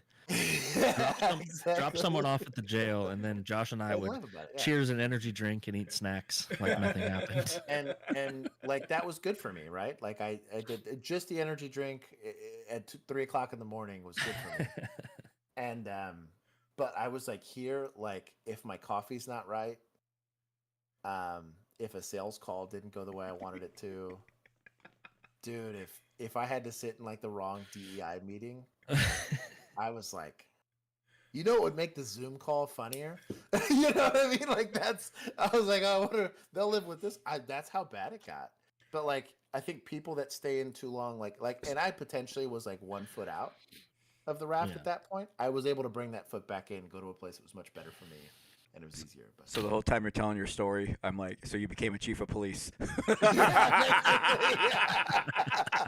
That's basically, I mean, like, dude, all I heard was, all I want to do is kill myself every day. Dude, I sit at my desk and I'm like, why did I do this to myself? I'm at the Yeah, but you're just treading water, and like, and some people are in better shape than others for that. But like, I don't know, man. It's a wild. I don't. I think I had as a guy. It's one of the reasons why I really like our Patreon group. But I had a kid talk to me about an OAS that he was in, and I told him, and I was like, a yeah, it was bad a bad one. Yeah, it was a bad one. Yeah. And I told him, I was like, the only advice I can give you, because I can't tell you when your time's to go, right? That's a you journey, even going into it, right? Yeah. And I've got rookies now that they're just coming out of field training, and they're like, dude, this fucking job sucks. It's like, motherfucker, I told you. Yeah. Don't also, like, yeah. For us though, it switched so Hey, fast. I'll be right back. I gotta check on my dogs. Be right back. You're good. It switched so fast for us. Yeah. Like, I never thought we'd leave it 5 years. No way. Honestly, like when you came to Northside, after about 2 months of you being on Northside, I was like, I thought that's what we were gonna do for a while. That's what I was gonna say. I was like, we're gonna grow old together here on the streets, right? Yeah. Like, we're gonna get old and crusty. Because it was fun. I mean, I was not gonna promote at that point. I was like, I might become a sergeant at that point, but if I did that, like, we did do that. Like, I truly could have been a P1 cop for 20 years if that's what we did. I would have rather done PTO and then maybe a small specialized unit or detective something. unit. Yeah, maybe. Yeah, but I could have done that. But that was could way we more. have? Well, and that's what I'm getting at. Is like, I think As much as we wanted to. Yeah, I think we learned pretty quickly that we couldn't. But I don't know. Like, I'm glad we left. Now this is the S show. Yeah. This is the Only Cops coffee channel now. Only Cops coffee channel. I think I'm glad we left when we did. Like, I reflected on that recently, and I was like, yeah, dude. Or even again, we have conversations with people for our Instagram chat, our ex police officers extra Instagram chat. Yeah. Whatever. Yeah, dude, him leaving, it surprises me a bit. But yeah, but I like. Sounds like it was a good time for him too. That's kind of what I mean. Is it's like, damn, dude. Like, I think about he said Quake steal some subscribers. One. I think a lot of people that stay too long learn to live to regret it. And I think that they don't know, you get to a point where you can't take it off. I think had we stayed and like gutted it out, I think I'd be a completely different person. Agreed. That there's no coming back from. Yeah. Like angry, like probably divorced. Yeah. Angry, probably a full-on alcoholic. Like that's the road that was the road I saw in the distance. Yeah, I remember. I actually talked to my wife about this recently because I was talking to her about like some of the conversations that we've had in our Discord about this, and I said, "Yeah, I was probably like 15 years away. Like, let's say I ruined my marriage, and I adore my wife. Like, she's way cooler than I am. Like, imagine picking the job over her. Yeah, and then like living long enough to regret that. Yep. You know." And then, like, what do you do at that point? And then, like, what's worse, too, is, like, once you're out, you realize, like, how, like, there's the one big difference in being an armed agent of the state. When you're a veteran, there's a community for you. There's even a status for you. You could be a infantryman for a year, get medically discharged, and there's a whole status for you. You get the DV plate, you know, you get the whatever. There's a VA, there's follow-up for you. Bro, as a police officer, don't let the door hit you on the way out, dude. Yep. Like, it is wild how quickly you just. Yeah, they're probably going to ask you to pay them when you leave. Yeah. They're going to hold up the little tip thing, and they're like, you want a tip for your career? So Josh. Yeah. So my previous department, so I retired from my previous department, right? Yeah. 161 police officers. Okay. People said that they loved, adored me. They tell my daughter, they always ask my daughter, how's your dad doing? Man, we loved your dad. We miss your dad, right? Do you know how many people call me? None. Oh. 0. I got 5 people max. They're the guys I came up with. You know, they're my my. Well, job, yeah, I shouldn't say 0. Yeah. I'm sure you made some good relationships. You were there long enough, yeah. But 4 or 5 guys that are the ones that I could go have a beer with. You know, can go chat, that type of stuff. But beyond that, and so it's funny is my daughter's response now. I said, hey, when they ask you how your dad's doing, tell them you know you can pick up the fucking phone and call him, right? Yeah. Yeah. Dude, right? If you're like his phone number's the same. It's the same damn phone number. But you know what's so funny, Josh? What you were saying right now. So I've lived long enough to have so many regrets personally because of my police career. And when I look at my wife, we've been together 29 years, so she's been together for me from day one as a police officer, right? I look and I literally look at her and I'm like, why did you stay? Like, why didn't you get out when I was the asshole coming home? Sure. Why did you, when I was treating you like shit and for no reason, I was treating suspects better than I was treating you, right? Why, when I was, I don't want to go with you and the kids to this place, just take them, or, all that bullshit. It's like, I don't understand why she did. And then on the second part is, I got wrapped up in the whole overtime thing, like, fuck overtime, right? Dude, yeah. I was basically working money. 6 days a week, right? And, and then I have that one day off, and we're working 12-and-a-half-hour days, right? And I thought to myself, oh, my kids are benefiting from this. Oh, you know what? All that money coming in, and my kids are going to have this and have that. And what's funny is, now that my kids are all adults, one of the things that both have said, I can never go back in time and make it up to them, but they're like, we didn't care about the stuff you bought us. Yeah. We wanted you home. Yeah. It's just like, fuck, dude, that's a stinger, especially when you're 55 years old and there's shit you can do about it. It's like, and then you realize you fucked up. I fucked up as a father. I fucked up as a husband, and that's like my relationship with my daughter is much better because they were already older. She was, she came along 10 years after the oldest, but I already had learned these lessons, or I started to learn these lessons because when I was in my OIS, I remember those moments prior, because see, like my OIS was different than other officers where it just happens to them. We knew we were going to breach this door and what was about to happen, right? So we had that forethought. And I remember those moments right before that happened, thinking to myself, shit, my life's upside down. What's important isn't, or what should be important isn't, and what I find important should not be. And it was those moments where I was like, fuck. And so things started to change, not right away, but it's like today, and not today, but I mean, it's like in today, as far as time span, I'll still look over to my wife, like when I get up earlier than she does, and I look over to her and I'm like, we made it, but man, you sacrificed a lot. She to deal with my bullshit. And it's like, it's amazing. Like you're talking about, like your wife, like, they put up with a lot of stuff, and there's like no support group for them either. There's not like this wife support group like, hey, how do you handle your husband when he comes home and he's looking at the TV and there's nothing on TV, Yeah. Well, it's hard too, because if you're in this career for the right reasons, it's because you get fulfillment from doing the job, right? So you get that fulfillment without realizing all the stress that you're inducing on yourself. And then you go home or you retire, if you did 20, 30 years, where do you get your fulfillment from now? And you also probably ruined your relationships. So it's like a double whammy when you get out. It's like, I have no fulfillment, and I'm lucky if I still have a marriage, but it probably is a not great one, because I thought everything I was doing at work was so important. Yeah.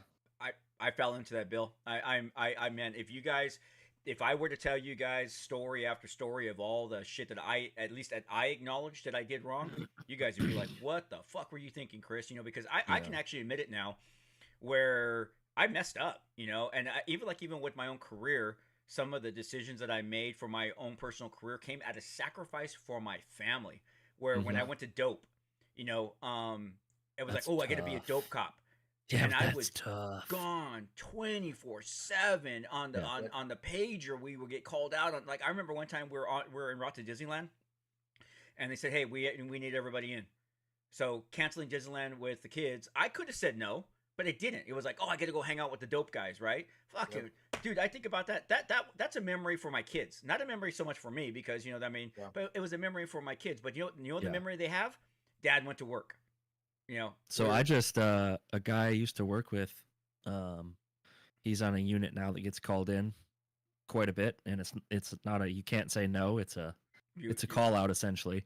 So his wife just posted on Instagram, they were supposed to be celebrating their son's like 3rd or 4th birthday maybe, and she shows him leaving in his patrol car to go to this call out, and then you see his little boy just like drop his head.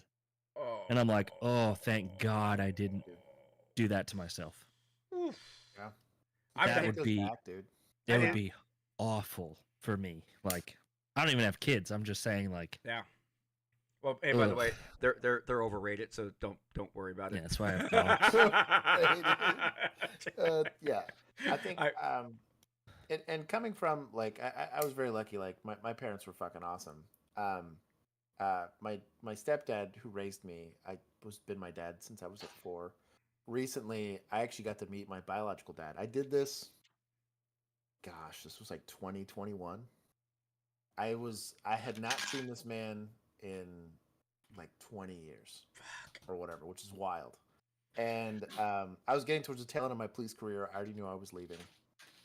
And I remember, I don't know if I might have told Bill this when it happened, that the thought came across my head like, man, if I had a kid, I'd want to know. Even if it was just for a conversation, I'd at least want to be able to be like, hey, this was a person I made. And, Yeah. You know what I mean? Right. There's some sort of, whether it's spiritual or personal or emotional value to that.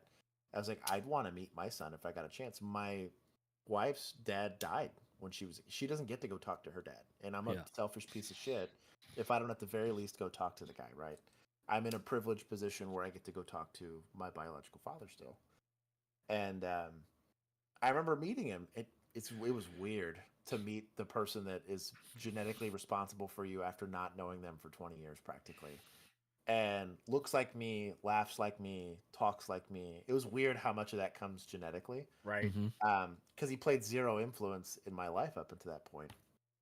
And my biggest takeaway from meeting him was how much that has to hurt. He didn't know me in high school. He didn't know me in middle school. He didn't get to watch any of that. All that's gone. And it's cool, I'm sure now still, that like at least he gets to say hi, and at least he gets to see the man that I became. You know, and he got to meet my wife and see the house that I eventually bought. But like, it's all that other stuff. And it's what's endeared me to my stepdad. I adore. He's dad to me, right? Yeah. Like he taught me how to tie my shoes, how to shave, how to throw a football, how to drive. I'm handy because of him. You know what I mean? Like, he was there for all of the milestones in my life, and I'm forever indebted and adored. I love him for that. You know, I admire him and I model myself after him. But I thought about the back end of that, and that hurt me. It hurt me for him. And so I can kind of understand some of that pain of being like, shit, I missed all of that. And you can't take it back. Even if you manage to repair the relationship, like they forgive you for it, right? And they're like, hey, like, I get it. You were in that part of your life, and there's not, you know. Still experiences you'll never have. Yeah. And I think that's a different, I guess from the kid side of it, I guess I can, as an adult, like I can understand and appreciate it. I understand it better now because I was a cop. And I think that it's hard to not see the suffering being had by other people. And that's what motivates you to go to work. I don't want to get it twisted. It's not like you were going over there like a video game streamer, right? Right. Like you were over there stopping bad people from doing bad things. But like, man, the cost. And I think the job doesn't ever try to do anything to facilitate that. Like they're like, no, like fucking here. And it's weird. Like, I don't know why the culture is that way. It's this very Batman, you know, kind of culture that like nothing else matters outside of that on-call time, you know, and that the job you're doing, though it is important, I feel very proud of a lot of the stuff that we did get a chance to do. There are bad people in prison right now because I was good at my job. Or people that are alive. Yeah.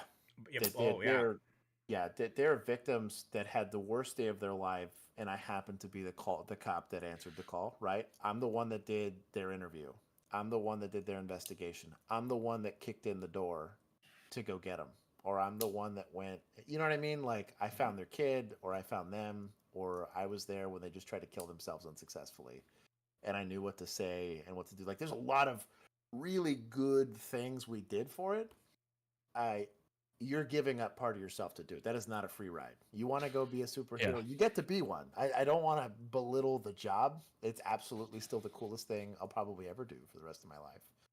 But like, it is, you're asking, you're not the only one that pays the toll for that. Your kids pay the toll. I think your spouse pays the toll. You do as well. Yeah, you will pay you will never. It's like a debt. I call it like spiritual debt. It made me a more religious person coming out of that. Truly, yeah. You know, so I'm gonna ask you guys a question, and you don't have to answer it. But I find now, especially when I'm alone, that the ghosts come back. It's like the horrible stories that it just like the ghosts. I call them the ghosts. It seems like I'm sitting there and something will trigger a ghost, and I remember that story and remember how awful that story was, and it's just like fuck, and it's just like, and it's something like I hadn't thought about like in 10 years. Yeah. You guys ever have like I get one, a very distinctive one. It was a car intentionally drove over a gas pump and like lit themselves on fire. That one, a bad call. That's never leaving my brain. I can smell. Dude, I just when got fire chills. when fire finally got the car under control. There was what was a person at one point in there, then got taken out, and you can use your imagination to what that looked like. But the smell, like I'll just randomly, it's not like there's anything causing the smell, but I can just randomly smell it. Yeah. And then that will pop into my head, like that image, that's never going away, ever. Like, even if I got Alzheimer's, I'd still it's gonna be that. Wouldn't it be the worst? Of all things I couldn't forget, right? Like, why couldn't it be that? Yeah. That part of your brain, like, hatefully stays put together. There's some other ones that like pop in and out, but like the smell on that one, it's so weird to me how I can just, you can smell it. It'll randomly just like, I'm like, what is that? And there's no reason for it. Like, there's nothing it's there. just my brain. Yeah. It's my brain playing tricks on me. The best way I can try to describe that to the layperson is tinnitus. Yeah, is the best way I can. So tinnitus, 9 times out of 10, you don't notice it unless you have a bad tinnitus. In that case, it's there all the time. But like for me, it's when I get bored. I don't know how to describe it, but it's like like I'm busy. Like I'm late to stream all the time, and I get bitched at all the time for being way too busy. I have to schedule. Oh, you and me both. Yeah, no kidding. Right? I literally have a calendar. I have to schedule time to like hang out with my wife. Like I keep myself very busy, and I didn't really think about it until recently, but that I was like, I've never been this busy ever in my life. Like I have like 4 or 5 probably full-time jobs if I really looked at it, between Only Cops, my regular job, all these random side projects I end up doing with like friends or whatever, or family. Like I'm never not doing something. Yeah. And it dawned on me because when I like plane rides, a really good example. There's nothing I can do about a plane ride. I forgot to pay for the stupid Wi-Fi thing, so now I don't have my phone. And now I don't have, my fucking audiobooks. I didn't download it ahead of time. Like, and so I'm just stuck sitting there, right? And just like when you're lying down to go to sleep, like it goes from being background noise to foreground noise, and I think that's what it's like. And there's a handful.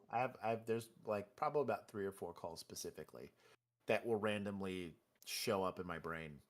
But yeah, it's like tinnitus. I think it's probably always there, right? And right. I think that there's a lot of I know there's a lot of scientific studies on this where there's trauma responses. And I'm sure there's medication or treatment or a lot of that, but I think that there's a lot of people that hold on to this idea that like you'll eventually stop feeling that way. I had a neighbor, really good friend of mine now, but my neighbor a couple houses down, she was an MP, and then her wife's still currently a police officer, and she was in Afghanistan. She's like had kids turn into shrapnel and stuff. Like she's seen some heinous stuff, and she's like, it has been 17 years for her since she left that world, right? So that's the last time my feet touched Iraqi soil was 20 years ago or whatever. And she's like, I'll be good for 2 years. And she's just randomly, I'll be driving and I'll see a kid running down and my brain immediately goes back there where you're looking for IEDs and you're looking for whatever. Again, some random dude eats shit in front of my car in a Kroger, right? and I'm automatically like, wait a minute. I've seen this show before or whatever. Kids yelling. There's a handful of things that kind of bring my tinnitus back, but like that's the easiest way I could try to describe that. I'm glad most people don't know what that's like, because I don't think it's like a. You go back to treading water. I really like you don't feel the distance from the boat until then. You're like, oh yeah, I am not a normal person. I really thought I was, and even then, like most times, I think that collectively we do pretty well. I think most of the people in our nuclear circle of I guess police related content, and even like in our Patreon group, I've seen guys do really well, and then I've like seen them not do well, and I know better, and you kind of like. Hey, you want to hang out, or you want to go do whatever, or like fuck it, let's go play Helldivers or whatever it is. Like you're gonna go like try to hang out with people, but that journey's like that's a you journey. I think that's the sucky part about it. It's nice to be around people. It's weird, like we got immediately endeared to Chris, and I just think it's like what's that meme where they're up there getting hung? It's first time, huh? Oh yeah, we're the other people in the meme laughing at that person. That's like, oh, this is new for you. Like we're doubling down, but it's you recognize it when you see it. But it's a unique experience. It's just. I like your life raft analogy though. I really do because draw it out. Yeah, and it's going back to what you said though. Every person is they gotta realize when to leave, and don't just try to leave because of a retirement. Leave when you leave because you're not going to enjoy the retirement. You do it 30 years and you're fucking broken. You're gonna be a miserable person with a nice retirement paycheck. But what does that have to do with you? Especially if you got wife number 2, 3, whatever. Your kids aren't talking to you. It's like how much is your money worth then? Yeah, I mean, I remember when my daughter turned 18, I actually saw a lot of friends that I worked with that they were getting divorces as soon as the last kid turned 18. It was like, there was no common, right? Together for the kids. Right? And so I remember when our daughter was turning 18, I looked over to my wife and I said, we're about to find out if we still like each other. and what was neat though is that we did, we found out that we were good. We changed obviously a couple more things in our life and that type of stuff, but yeah, it was kind of funny. But yeah, no, that actually, I would love for. I'm hoping that some officers are watching this stream or watch it later on so they can hear what we were talking about, and even more so now, it's even been giving me more ideas for, Coffee with Cops in the future, that maybe we talk about those things to let people know it's okay to feel that, because like one of the things that I had to do was, and I knew I was having them, but I was not acknowledging them, as I was having the night terror, where I come out of sleep just enough that I can hear everything in the room, so I can hear the dogs. My wife is there, and in my mind, as this night terror is happening, I'm telling my wife next to me, wake me up, right? And I'm like, wake, and I'm getting mad in the dream because she won't wake me up, right? And so one day she finally shook me, and I'm like, what the fuck is wrong with you? Why wouldn't you wake me up? And she's like, you wake me up? And she's like, what are you talking about? I said, I kept telling you to wake me up. She's all, Chris, all I hear is and I'm like, really? I'm all, I go, and I'm. It's so vivid to you. Yeah, but it's not. It's not actually happening. It's not happening. I'm picturing this, that I'm screaming like, wake me up, wake me up, wake me up. And she's like, all I hear is like, you're dreaming, right? So now we have this agreement that if I start to stir, she'll wake me up right away. But she just let me know the newest one. She says, for the last couple, this is actually great. Because I'm trying to think about what I'm dreaming about. She says, the last couple of last couple of months, you have been saying, fuck you. You're a fucking asshole. Fuck you, you piece of shit. She says that in the middle of the night, all she hears from me is fuck you. Typical Chris. I'm like, really? She's like, yes, you're just saying fuck you. And I'm like, and she goes, a couple times I thought maybe you were mad at me, and I realized you were sleeping. I'm like, but I have no idea, guys. I have no idea why I'm saying that. So there must be some trigger going on where I'm I don't know, maybe I'm back at my old shop, Maybe I'm Probably. frustrated with some supervisor, some admin. Yeah. You're having You're yelling at yourself arguments. probably Yeah. in the dream. Yeah, it's rookie Chris. Fuck you stupid Piece of shit! You don't know what it's like in the streets anymore. You've been sitting in that damn chair too long. Hey, I have a question. Here's a question I want to ask you guys. On the admin part of this, what would you say the biggest mistake an administrator makes towards supporting their officers? Or put it that way. Maybe like. So I think for us, what we saw was it almost seemed like they flipped a switch when they got to the LT level and above, and they forgot how hard it is to be a patrol officer. Agreed. Like they had these wild expectations. And it's like, but you were me like 4 or 5 years ago. Did you hold yourself to these expectations? Because I don't think you did, because they're pretty unrealistic. Yeah. So it's like they get into that position and they're just like, well, now that I'm here, I'm going to make a name for myself by having the best officers on the street. So I'm going to make these expectations, even though I couldn't do it as a patrol officer, but I'm going to make them do it. Or you're looking at paperwork or conversations or whatever. And it's not all of them, because we did have a very good lieutenant, and we had we had one really, really good lieutenant. 2 out of 4 great sergeants, but or 3 out of, I guess if you count both shifts, we had 3 out of 7. Yeah, I'd say about 3 out of 7 for that time. But it's like they forget that they were patrol officers before this, like. And I don't know if that's a chief thing, like putting those unrealistic expectations on them, and then that trickles down to us, or if it's like them trying to, like show off, like, oh, I'm a lieutenant now, I have sergeants and patrol officers, and I'm going to be the best shift ever, with all these unrealistic expectations of them. Like, so Bill, let me throw this one at you. Since you said that, so I actually had a recent conversation with a colleague from my previous agency where I was talking to him about his responsibilities as a lieutenant. I said, "Hey, you're here to take care of people, right?" This is what he said. He go, "Chris, the job's not like it was when we were back in patrol. It's easier for them.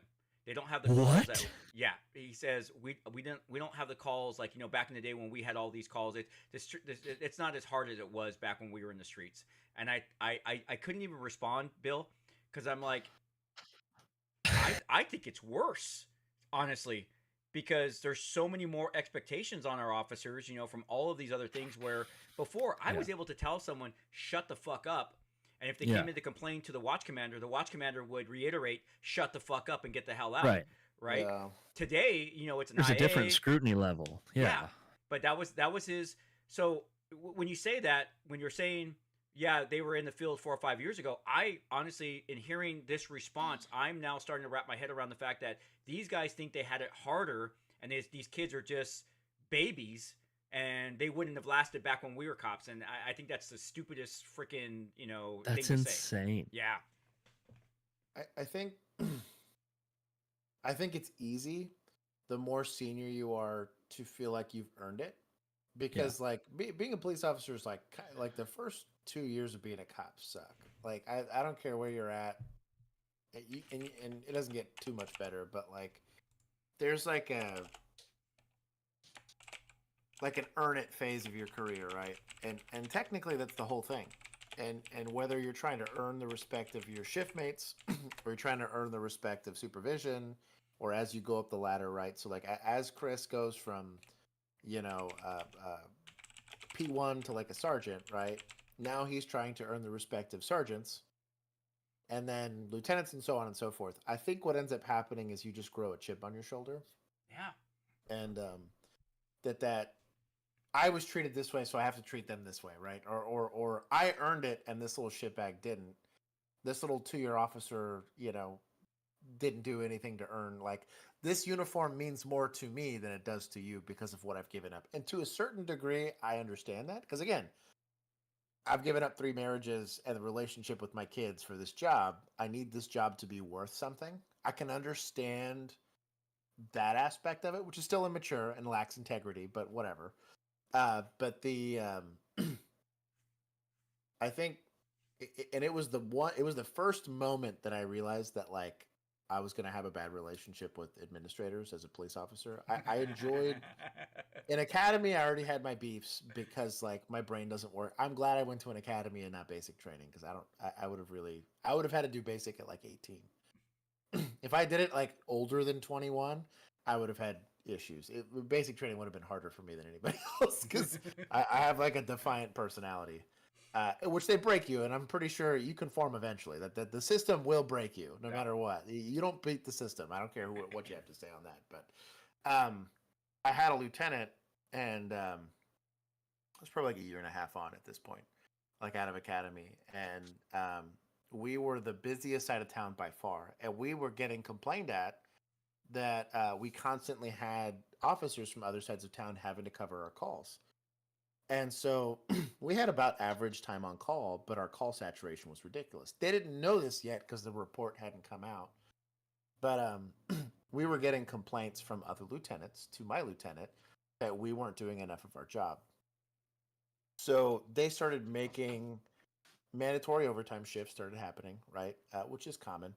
But then they were asking us to come in for extra shifts, right? So that they want us to go do we were doing 410s. So they want us to do that 5th day or that 6th day. And this isn't for like, hey, I'm going to bullshit and go work like a convenience store. This is like a shift of work, which is very different and a lot more taxing because this is traffic stops, dispatched calls, the whole nine. And he was like, I need people to volunteer to come in for extra shifts because we need more manpower. And all of us kind of looked at each other like, you're fucking crazy, dude. Like, we're gassed. Like, because we're already on mandatory overtime. So I rarely get 410s. It's like 412s or 15s at times. We were getting crushed. And his response to that was, do you think we're... And I this made it into a skit because I'll never forget this conversation. I guess we're paying y'all too much. Nobody here wants to work. And he was real adamant about this shit. So then we didn't get mandatory overtime. It was now mandatory shifts at that point. They were making us... It was wild. We were working way too damn much. The most money I ever made in my life was that year. Yeah. So the report comes out the following year, right? And it turned out that we had answered like 50% of total calls for service as a side of town. With no more manpower and no more whatever. And he was like, oh, tune totally changed when he realized like we were killing ourselves. Did it though? Was like, I'm so proud. No. All I'm getting at is we got one briefing where he came in. I'm so proud of you guys. The numbers finally came out, and I'm going to be advocating to get you guys some more people. He pat himself on the back more than anything. I was like, motherfucker. I was like, you were such a shitbag to us. And like, I remember I became not as well liked because I never volunteered for shit. I said, I'm going home every single time. I worked my ass off while I was there. And that we would take turns when we knew overtime was coming for somebody. We would take calls from each other. I was like, dude, you worked a fucking 16-hour shift yesterday. Go the fuck home. Yeah. Like, I'll go take this. I had a very cool group of my classmates, because we were the low people on the totem pole, that we would volunteer to take overtime shifts for each other. That was the nice thing about having such a big academy class. Yeah. We ended up working together in like groups usually. Yeah. And we like looked out for each other. So...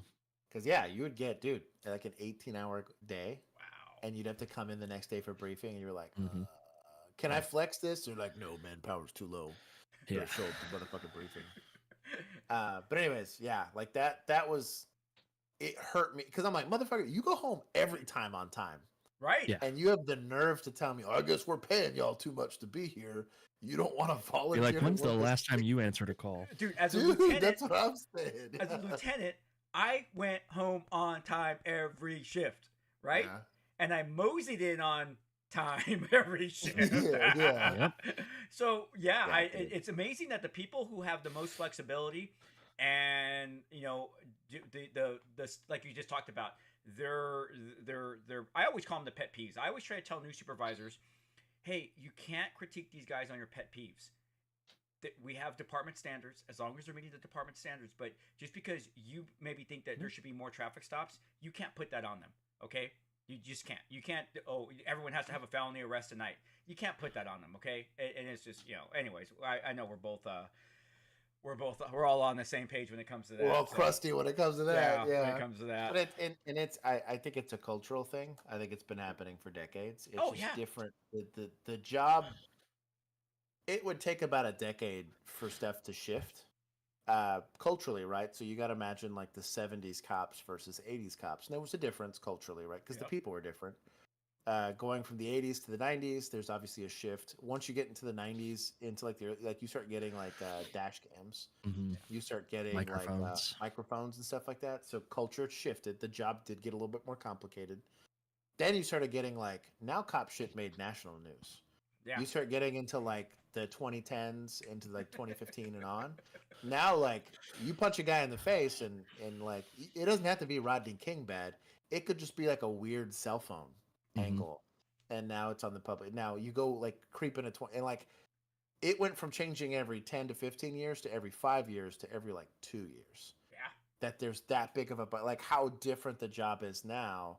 Now you're guaranteed to be on cell phone. Like you're guaranteed to get about 6 angles of every single police interaction period, of which you are so much more likely to get like confrontation by non-actors, like third party. I remember they were giving us like mini briefings on how to deal with people approaching traffic stops. Our academy, they taught how to deal with people approaching a traffic stop because it was that prevalent even when we were first coming in. This is pre-2020, right? And then afterwards, I bet they got to prepare for, how to respond to TikTok comments or whatever the fuck it is, It's just, and it's just going to get worse and worse, like you said. I think it is. But it's weird. I don't know. Well, gentlemen, we've been going 2 hours strong, and I promised our people an hour and a half, so they got an extra 24 minutes of Only Cops. Hey, they should Cubs subscribe to Only Cops for an extra 24 minutes. So, ladies, on that note, actually, ladies and gentlemen, so we have been throwing the links. Fox has been throwing the links in Discord on Only Cops Discord channel, Only Cops their YouTube channel. They do a lot of this stuff, but they actually do more stuff with body cam breakdowns. And once again, like we talked about in the original when we first started this episode, was they are fair to law enforcement officers, and they are fair to when law enforcement officers screw up and they call bad policing out. I actually love watching their stuff because it's really good. They also, they have Tactical Tuesday, which I get to join them every other Tuesday. Hoping that's going to change really, really soon here. I gotta have to be cryptic because I think maybe some of my officers are watching. So, and I definitely, gentlemen, I thank you very much for joining me because I was like, I wanted to do something different with Coffee with the Cop, and I actually liked this episode because we got to talk about so many different things, especially with the last part about how the job is very, there's a thankful part of the job, and there's definitely a unthankful part of the job. And I definitely, like I said, I could give my perspective all day long, but I love getting the perspective of, first of all, number two guys who got into policing, in the 21st century. But on top of that, because I got into it in the 20th century. Is that funny? I was gonna say, I was about to say. From Texas, where things are a little bit different, but we're also older. Josh and I were both older in our academy class. Yeah. That's the other part. You don't have some 21-year-old kid who's fresh out of college. You guys had life experience, so you throw and I think that helped us a ton. Oh, I think so too. I think police officers should be 25. At least have some life experience. I think that's a great age. But because 21, what do you know at 21? Nothing. Nothing. You're very cocky normally at 21. Like, and not to go too long on it, but also like that's the highest level of criminality. Yeah. Right. 18 to 25. Like the second you age out of criminality, okay, that should be a red flag for most of them. Like, I'm sorry, Agreed. You're too young. I was 27 when I got picked up. Yeah. So, but it helps. Yeah, it does. Yeah, you have to. I actually, because I was already on, marriage number 2, I'm able to go to a DV call and tell a guy, hey, I've been there, brother. Well, having a serious adult engaging in serious adult relationships for more than 5 minutes matters, right? Yeah. It's not like, hey, you just go, my parents are gone, let's go hang out. Like, no, like This is having apartments and having homes and whatever. Like, yeah, people are wild. I don't know if you guys are streaming, but you guys want to say your goodbyes and then we'll call it? We're just hanging out with you. We ain't. Oh, okay. Yeah, we're just here for you. Yeah, we came just for you. Oh, I love it. I love it. Well, ladies and gentlemen, this is what's that? I'm not repeating myself. Shithead. Well, actually, ladies and gentlemen, this is episode 59 of Coffee with Cop, and today's Coffee with Cops. I had a great time, gentlemen. Josh and Bill from Only Cops. Producer Juan was here for a while to throw in his stupid questions in chat. I'm just kidding. But so don't forget, so this is Saturday, so next Tuesday we should all be doing Tactical Tuesday. No, I actually have a board meeting, I think. Do I can't remember. Anyways, Bill and Josh will be doing Tactical Tuesday, so join them. And then on Thursday they have their body cam breakdown, so don't forget that as well. And hopefully maybe in 2 weeks we'll get them to come on back, and maybe we'll do a Only Cops versus Night Cop. Oh my god! No, we won't do that. We won't do that. I don't necessarily think that's a great idea. I like being monetized. Yeah. I mean, Night Cop already got beat up pretty badly. I wouldn't want to do it to him again. So. Right? No. Bro, you're gonna come to our streams. Be prepared to have your feelings hurt. Yes. Sorry. Yeah. Yes. And especially if you join our Discord. Yeah, I was about to say. Yeah, that's why We have a very active Discord with a lot of great people in it, but there's some savages in there. Yeah, I've perused your Discord. I'm like, ooh. They all love you. So. You better not have thin skin if you're going to be in your guys' Discord. No. My Discord is like rated G, man. Mine's a Disney movie. Yeah. Well, hey guys, thanks a lot, and hey, thanks for all of you that joined us today. We had a great time, and we'll be doing this again. So I just want to say, remember, it was a lot of fun. So hey, everyone, take care of yourself. Remember, we can make the world a better place, and I just don't mean that we can make the world a better place by just helping one person at a time. And you guys know the routine: smile, nice comment, or just a nice gesture. Like Josh was saying, man, stay on the life raft and do the right thing for the right reasons. That's truly what integrity is about. So it's not doing what you want to do when no one's looking. I'm with that one, man. All right, everybody, peace out. I had a great one.